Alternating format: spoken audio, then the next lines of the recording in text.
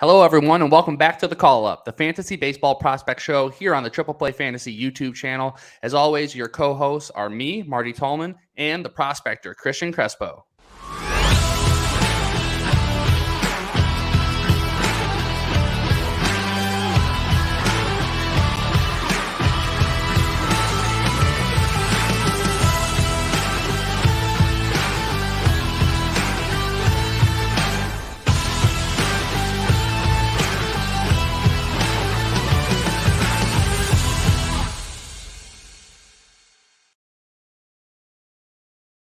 Hello, hello. Today we are breaking down the top 10 prospects for the Seattle Mariners. And as you can see, we have a very special treat for all of you prospect heads out there as we welcome in the lead fantasy baseball writer at Fantrax, the co-host of the Fantrax Toolshed podcast, and the recently crowned 2021 FSWA Fantasy Baseball Writer of the Year, Eric Cross. Eric, welcome to the show. Hey guys, thanks for having me on. Looking forward to this. Absolutely. Yeah, we were talking off air, not only are we extremely excited to have you on the show, but we're talking about the Seattle Mariners, which is it's so filled with talent. Cristian, how you doing, man? Oh, you don't even got to ask me. You already know the question. You already know the answer to that. You're ready to go. Well, before we hop in and break down your top 10, I always like to kind of do a state of the union. Give me a breakdown of how the Mariners are looking, not only from the top, at the MLB level, but also in their farm system. I'll start with you, Eric. Overall, how are we feeling about the farm there? Pretty good. If I was a Seattle Mariners fan, I would be, I know they haven't made the playoff or postseason since 2000. What year was 2001, 2002? Back when they had Griffey and Griffey and Ichiro and RJ and all them. So it's been a while. I think they now have the longest drought for postseason in all four major sports. But I think that's going to come to an end. You saw they almost got it last year. They came up to the last couple of days. They were still in that the hunt for that last postseason spot, and they had a lot of good young talent that's already debuted. I think obviously I'm still a big Jared Kelenic guy. I think he's going to turn it around, and on both sides of the ball, really, the pitching side hasn't really gotten there quite yet. But yeah, I would be very excited if I was a Mariners fan for the next 3-4 years. I think they're really going to be develop into a team to beat annually. Absolutely. Anything you want to add there, Cristian? Absolutely not. Number one farm system in baseball. They are excited. They are fun to watch. Even last season, they're just a ton of fun. I'm excited to see what they're going to do this year. Yeah, and like we said, the Mariners fans definitely deserve this next wave of baseball. So without any further ado, let's just start with Julio Rodriguez, the 21-year-old outfielder out of the Dominican Republic. In 2021, over 74 games at high A and double A, he absolutely raked. 347, 441, 560 with 13 home runs, 47 RBIs, and 21 stolen bases, doing a little bit of it all. Eric, I want to start here with you. Break down who arguably the best prospect in all of baseball. What do you think? Yeah, well, in terms of for fantasy purposes, it's him or it's Witt, and you can't go wrong either way. Like personally, I have Bobby Witt Jr. slightly ahead. Like it's basically a coin flip. You're splitting hairs at this point. My good buddy Chris Clegg from Toolshed and Fantrax, he has Julio Rodriguez number one. So basically he's either 1A or 1B. At worst, he's number two. But if you look at floor, like the safeness, it's gotta be Julio Rodriguez. Like this guy, you don't throw Miguel Cabrera comps on a guy for no reason, right? Like, and I hate comps personally. People ask me for comps on prospects. I hate it. I suck at it. But and I think it's unfair. Obviously the Jason Dominguez comp. So we heard a couple years ago. But man, with Rodriguez, it's hard not to get just incredibly excited about the potential, annual MVP he could be. High batting average, high OBP, ton of power. It's like 40 homer power. And an underrated part of his game is he can actually run a little bit too. People look at the bat, obviously, which they should. So the bat is special, but he could steal, at least early on in his career, 10 to 15 a year. Kind of like, back when Albert Pujols was still running a little bit back at his early part of his career. And J-Rod's faster than that. So, it's a stupidly high floor and an even higher ceiling. So, yeah, J-Rod is an absolute stud. Yeah, and I was looking at your top 500 dynasty rankings, or where you can find at fantraxhq.com, and you have Bobby Witt Jr. 20th overall, and like you said, not too far behind. Julio Rodriguez, top 25, your 25th player. Cristian, what do you want to add for your number one guy? I mean, I don't think there's really much to add. He's just a stud overall. Just his overall approach to the entire game. Like Eric said, he can run. He has an advanced approach at the plate. Just he looks like a natural up there. And then everything that I've heard, everything that I've read is that he's just an all-around great person to be around too. Super humble, and that's huge. It's Yep. one of those things, you don't let it get to your head and you just become that much better as a player. And yeah, I probably rank Julio Rodriguez number one too. But like Eric said, it's a coin flip. I just feel like Julio Rodriguez is safe. I mean, like you can't really throw safe around a prospect because you got to kind of see how what happens when they get to the major leagues. But I mean, everything that he's shown, since he's really got into the pros, it's been incredible and it's been fun to watch. Yeah, and where do we see him? Is he going to be up? For if there is if and or when there's an opening day, or we think they're going to make him, ride it out a little bit more? What do you think? When baseball starts this season, he's definitely going to be up. Yep. Whether it's early, right at the beginning, depending on what kind of agreement they come to with rookies. We heard a couple things about that, and clubs getting benefit of bringing their top guys up. But he should be up early. I mean, there's no reason to hold him back down. He has nothing else to prove. Yeah, no, absolutely not. All right, let's move on to number 2. So Noelvi Marte, 20-year-old shortstop out of the 2018 draft. In 2021, over 107 games at A and high A, slash 273, 366, 459, with 17 home runs, 71 RBIs, and 24 stolen bases. I'm going to start here with you, Cristian. Break down your number 2 guy for me. So one of the best things about Noelvi Marte is his ability to hit to all fields. When he first got up, he was more of a pull happy kind of guy, and he still has the tendency to pull the ball way more than he probably should. Um, but another thing is he's really developed into power, and that's not something that a lot of people saw him doing as quick as he did. As soon as he got into the Mariners organization, when he signed, um, I mean, he just like hit the ground running. And they have not shied away from, giving him aggressive promotions. Um, and he took his lump when he got promoted to high A at 19 years old, but or 18 years old. And yeah, he's grown from it and he's become just an advanced hitter at the plate. He has a really good glove as well. I mean, there's potential. There's 25 30 home run potential in that bat if he continues to develop at this pace. So another guy in this farm system that's going to be extremely fun to watch. I mean, he's, what would you say, what are easily top 10, arguably top 5 prospect in baseball, especially after, the guys at the top that are going to graduate at the early part of this season. I mean, he could argue for number 1 coming up next year. I love it. And I'm looking at Eric's top 500 dynasty rankings, and he's currently 74th overall at the shortstop position. So you're also pretty high on him, huh?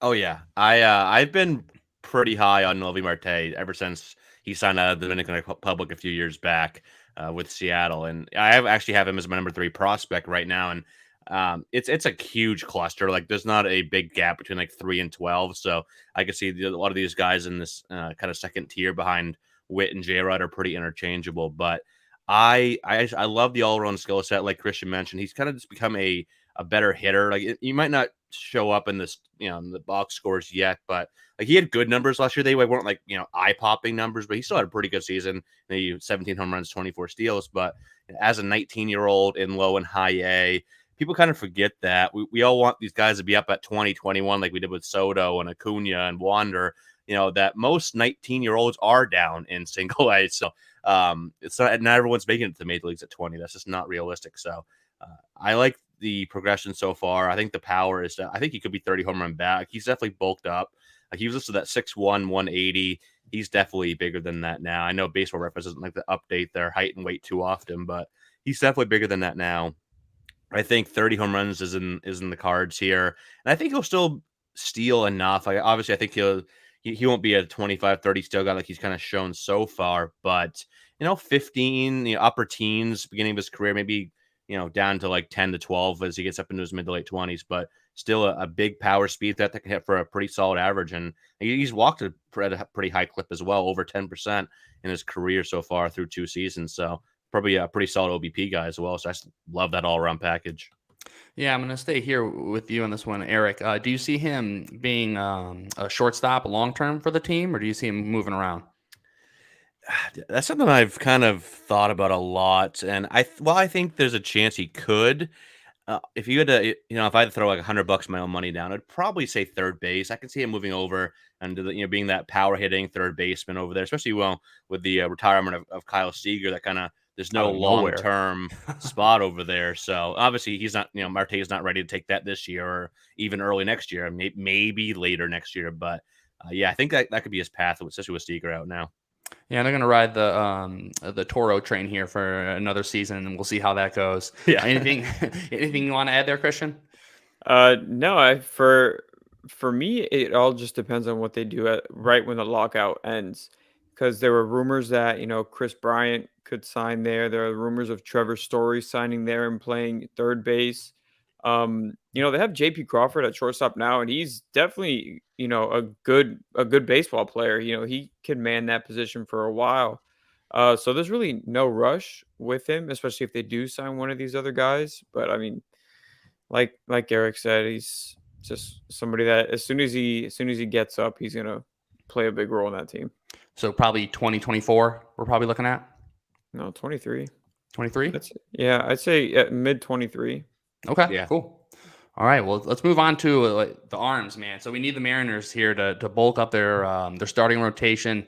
George Kirby, we'll start with him, the 24-year-old right-hander out of the 2019 draft. He went 20th overall in 2021, over 15 games at high A and double A. It was 67.2 innings. He had a 2.53 ERA, 1.08 WHIP, 80 Ks, and just 15 walks.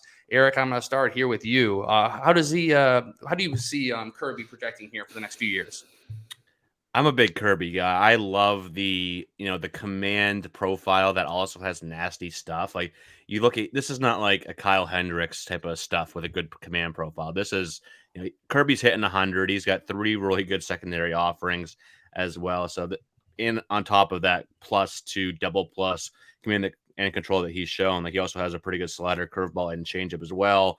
Sits mid to upper 90s with that fastball, good finishing life on it. So I don't want to say Shane Bieber, as again, I hate comps, but I could just see him really developing into one of the better pitchers in baseball. Guy that can get ground balls, limits walks well, like all those boxes that you look for. When I look for a future guy that could be like a number 1, number 2 type of guy, leading in rotation or up there as number 2. Kirby checks off a lot of those boxes. Now, he's dealt with some injuries over the last few years and even back into college. So he'll need to. I want to see him like just in 2022, just get on the mound, stay there. Make 25 plus starts this year between Double A and Triple A. Maybe even get up to the majors. But I just want to see him healthy. Even if he doesn't make it to the majors this year, stay healthy. That's the one red flag I have with his profile right now, because like I said, command is there, control is there, the stuff is there. He's got that workhorse looking frame, so he's 6'4", 220. That's what you want. Yeah. So I'm very high on Kirby. I think I have him as my number 3 overall pitching prospect right now, behind Grayson Rodriguez and Shane Baz. So very high on him. Yeah, and you have him ranked 142 overall in your dynasty rankings, ahead of Tariq Skubal. So you're definitely high on him. I really like that. Cristian, tell me about him. What else is there to say? I mean, the command and control is the thing that's really most impressive, because he had it at Elon when he was there, but the way that he's been able to translate it over into professional baseball as soon like these other guys, just hitting the ground running. He doesn't change anything. His mechanics are easy, they're smooth. He has really good arm speed. Big body guy too. So he's durable. Like he's not skinny, lanky. Like he's filled into his frame. He's ready to go. I mean, he added a lot of strength as soon as he got into pro ball, and it's really shown itself. And like Eric said, though, the injuries are a thing, but I don't question the durability at all. I mean, he's a workhorse on the mound, and I mean, they've got some big guys in that rotation. It's him, Logan Gilbert. Those are two monsters that are going to be leading that rotation for a long time. It's going to be fun. You think he comes up this year too?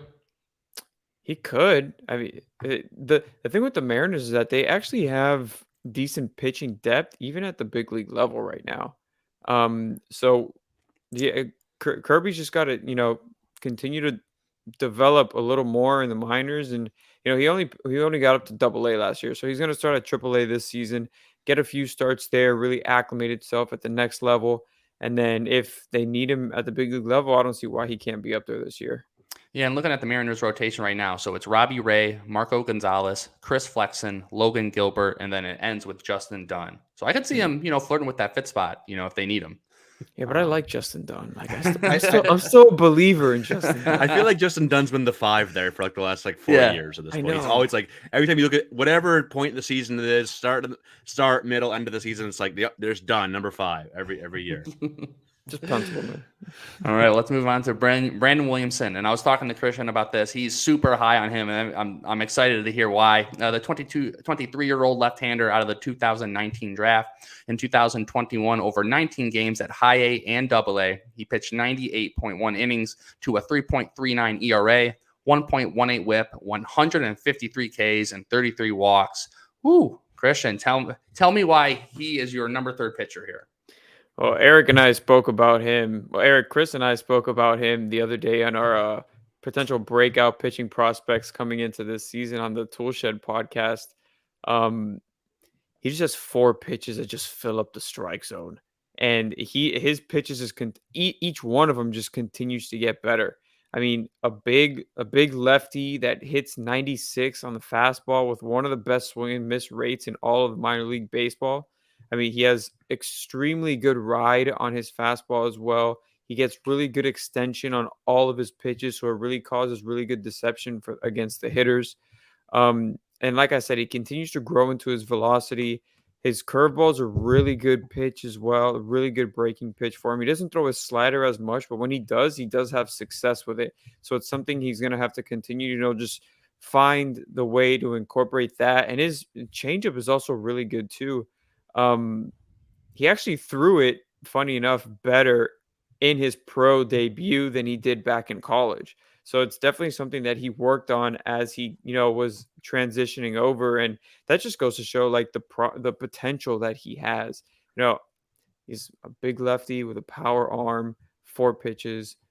That's why I'm excited about him. Like he has the potential to be, if it wasn't for the other big guys in this farm system that are going to man this rotation, he could be an easy number 2, but he's going to slot in probably number 3 in this rotation going forward with top rotation type stuff.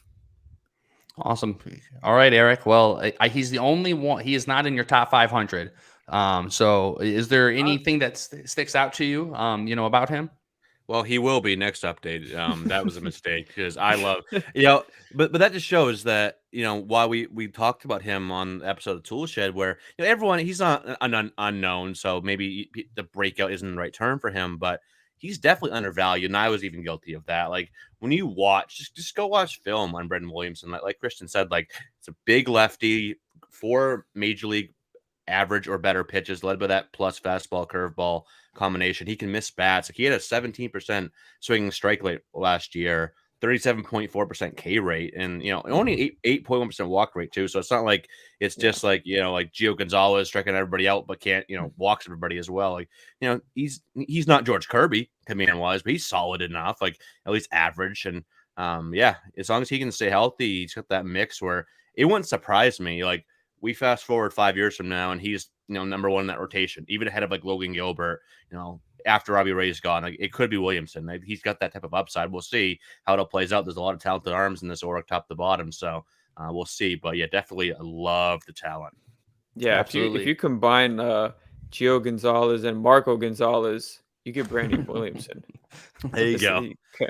Yeah, but combine a couple Gonzalez is all you need to do. Yeah, exactly. But no, we also spoke about this on the Toolshed podcast that it's not that he's being undervalued. It's just he's overlooked because of the other pitching prospects that the Mariners have. And not just pitching prospects, just prospects in general. Because you think Mariners, you think obviously Julio Rodriguez, you think Matt Brash, who broke out this past year, Logan Gilbert came up last year, George Kirby. So Brandon Williamson kind of gets forgotten. So maybe I'm not really that much higher than everybody. Maybe I haven't properly ranked. Everybody else is just too low. That's what I'm saying. Now the world needs to adjust to you. But well, and here's another arm that I think, this guy's definitely not going, unnoticed. Emerson Hancock, the 22-year-old right-hander out of the 2020 draft. He was drafted 6th overall from the University of Georgia in 2021 over 12 games at high A and double A. He pitched 44.2 innings to a 2.62 ERA, 1.03 whip, 43 Ks, and 17 walks. I'm going to start here with you, Cristian. He was one of my favorite arms coming out of that draft. I haven't been severely overwhelmed, from what we've seen, but break him down for me. Another thing that we talked about on the Toolshed podcast is just his injuries, his shoulder injuries that he's had going back to Georgia, because the talent is undeniable. I mean, when it's all said and done, he could have 4 above average pitches, and that's incredible. I mean, he has a fastball that it's mid to upper 90s consistently, and it's a four-seam fastball with a lot of rise. He also has another fastball that has a lot of run, and then he has a sinking fastball. It's crazy what he has. All of them that he throws essentially with the same velocity, so pick your poison. And then, like I said, all of his secondaries can also be plus with a mid-80s slider, a power curveball that he uses as his strikeout pitch, and then a changeup that has really good fade on it too. He's also a hell of an athlete, so that's another plus to add to him. But it's just that shoulder injury, and it's something that you see with Pablo Lopez. Pablo Lopez has those shoulders injuries where when he's on the mound, he is really good, and he gets, he's one of the top pitchers. He could be one of the top pitchers in the game, but he's limited by that because every year it seems to hamper him. Yeah, so he's never pitched over 120 innings, Yeah, which stinks because, as somebody that watches the Marlins a lot, like you get excited watching him pitch because, that changeup is just filthy. So, but yeah, with Emerson Hancock, the only reason why I wouldn't rank him higher is because of those injury concerns. Yeah, what about you, Eric? Yeah, and I've always had a deep appreciation for pitchers that have a really good changeup, just because as a Red Sox fan growing up, arguably watching one of the best changeups ever with Pedro Martinez and that changeup he had. So I've always had an appreciation for a really good changeup, even from a young age. So I was also a Hancock guy, and I echo a lot of basically everything Cristian just said. I'm still on board with the talent. I think people have been pretty quick to drop him down rankings after his. It wasn't terrible debut. It wasn't like he was Asa Lacy bad, but I think it was just lackluster all around. Even though he had a 2.62 ERA in 12 starts, but like you mentioned, the shoulder issues, which I think maybe have caused some of his command issues with the fastball. Like even back to his last season at Georgia, like that fastball command kind of waned a bit. Even if he is still throwing strikes, it wasn't really hitting the spots with it. The metrics haven't really looked that great on it. So he's definitely a good buy low. Dynasty leagues right now, I think you can get him for a pretty solid discount. And I think you could definitely get a good return on investment there, because I'm still on board with him. He's definitely still top 100. I've seen him out of some top 100s. I've seen him below Matt Brash, which I can get why, but I'm not quite ready to go up there. I love the all-around repertoire of Emerson Hancock, the fastball, that really good changeup, the 2 distinct breaking balls that are both at least average or better, even above average to plus in any given start. So definitely still like the all-around package there. So I'm buying low wherever I can in dynasty leagues. And this is why you are one of the best hosts there are in the business, because what an absolute segue to our 6th guy, Matt Brash. And I'm going to go through 6 through 10 here. Matt Brash, number 7, Harry Ford, number 8, Zach Deloach, number 9, Connor Phillips, and 10, Gabriel Gonzalez. I'm going to start here with you, Cristian. Pick one or two of these guys you want to talk about. Man, I love Matt Brash. I love Harry Ford. But I'm going to talk about Harry Ford just because I know Eric's probably going to want to talk about Matt Brash. So, I got that feeling too. Harry Ford, if it wasn't for the fact that Henry Davis was, just the catcher coming out of this class, I feel like Harry Ford was definitely the guy to talk about. I just feel like he's extremely undervalued for the kind of player that he is because he is an elite athlete. I mean, he has I don't know. He's just overall really good at the plate. Behind the dish, he's a really good defensive catcher too. It's hard to project him going forward, just because you know, I don't know. It's hard to project such young catchers. But and especially that the Mariners also do have other, catching prospects that they're still really high on, like Cal Raleigh, who I still like too. Um, for me, I kind of compare his situation to like Dalton Varsho, where he's athletic enough to be, you could put him out in the outfield, you could put him in other positions. So it's going to be interesting to see kind of where they go from there as he continues to develop through the system. But I mean, he's got enough speed to where he could maybe steal 15 to 20 bags. And at the catcher position, that's a plus. That's plus plus. Like that's really good. And then he also has the power to hit 20. So he could be a 20-20 guy going forward. So he's definitely somebody excited. Somebody I was targeting in FYPD drafts just because he's definitely going to be a really good player going forward. And I cannot wait to see the type of player that he develops into. Yeah, and looking at just before we hop into Matt Brash, Eric, you currently have him ranked 490 in your top 500, and then Ford is 426. So, with no further ado, who do you want to talk about, Eric? Well, real quick on Ford, I'll talk about Brash, but real quick on Harry Ford. I'll give a little spoiler here. I have an article currently pending. Maybe it'll be out on Thursday or Friday. I'm not quite sure, but for Fantasy Pros, it's kind of projecting the top 10 fantasy prospects at this time next year. And I didn't include Harry Ford, but I put him as my dark horse to make it because I think that's the upside. Like Dalton Varsho is great. I think he's got higher upside than Varsho. Like I think he's a better hitter than Varsho. He's the power, the speed, it's all there. So yeah, I absolutely love Harry Ford, and I think I've actually moved him in my FYPD rankings slightly ahead of Henry Davis. Maybe that's bold, but for fantasy purposes, I love Ford. Maybe he's not a catcher. I also am a big Cal Raleigh guy as well. So we'll see where he ends up, whether they move him to a corner outfield spot or whatever. But yeah, the offensive talent is undeniable. That's for sure. It's a crazy part. With Matt Brash too, he's really been a hot name over the last 6 months or so, and rightfully so. He had a great season. He's knocking on the door to the major leagues. Could be up on opening day. We'll see how they work out the roster there. But Matt Brash, I'm not quite as high on him as others. I still have like the fastball slider combination is great. Like both of those are plus offerings, no doubt about it. That slider is absolutely filthy. But I don't like the changeup, and the command is not where I would like it to be. Now, obviously, it's come a long way, but I don't see him being quite as high as others. I've seen others put him ahead of Hancock, and again, that's fine.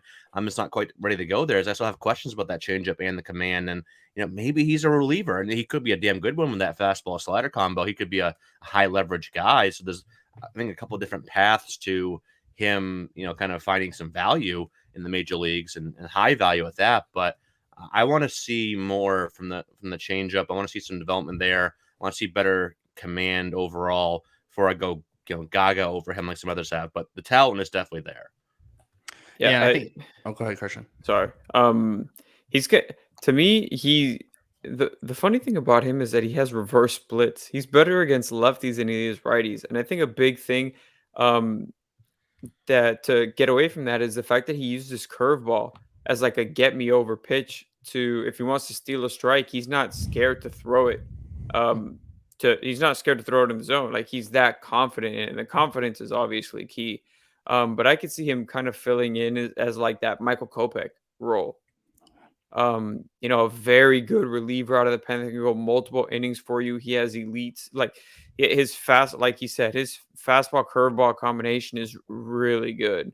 And the fact that he can get lefties out even better than he can get righties out, like that you could throw him out there in any situation and you'll feel comfortable. So that's going to be something that definitely benefits them going forward, especially with all these other starters that they have coming up as well. Like there's no need to try to force him into a role when he might fit in a different role even better. Yeah, I think over the next 3 years, we're really going to know if the Mariners know what they're doing from a a developmental standpoint, especially with their pitchers. Because I mean, we're talking like now we have like 5, 6, 7 like potential great arms like in Major League. Yeah. So I'm super excited for that. Well, hey Eric, thank you so much for joining us. We're gonna get you going here. Please plug everything that you do, and where the listeners can find you. Yeah, thanks for having me on, guys. This was a lot of fun. I always come on and talk prospects, so I really appreciate you guys having me on. This was a lot of fun, especially with the Mariners. We could have been talking the Nationals. I would have had fun. So, but the Mariners, obviously, don't say that because we'll ask you to do the Nationals.